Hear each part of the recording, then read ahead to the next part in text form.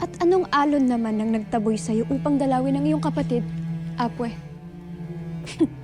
Upang aking pasalamatan. Armea, ikinalulungkot ko nung wala ako noong mga panahon nakipag-isang dibdib ka kay Soldarius.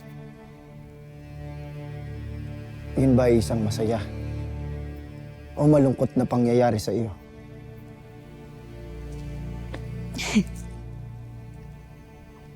Batid kong ginampanan mo lamang ang iyong tungkulin.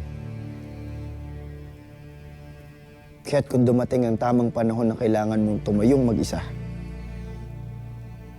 gawin mo. Anong iyong sinasabi, Apwe? Pero bang nangyayaring hindi ko batid?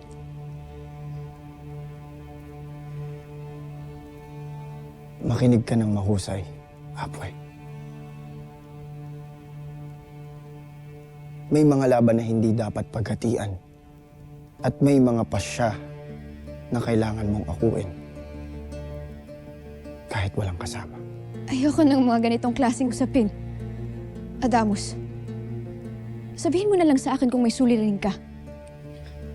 Wala akong kahit na anong suliranin, Apwe.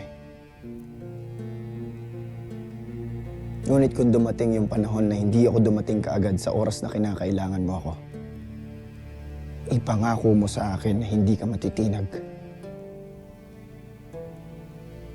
Na pangangalagaan mo ang iyong sarili. Lalo na ang ating ata. Bakit parang naghahabilin ka na? Iniisip mo bang mamamatay ka na? Hindi ako mamamatay, Apwe. Nais ko lamang na maging handa ka sa mga bagay na hindi natin inaasahan.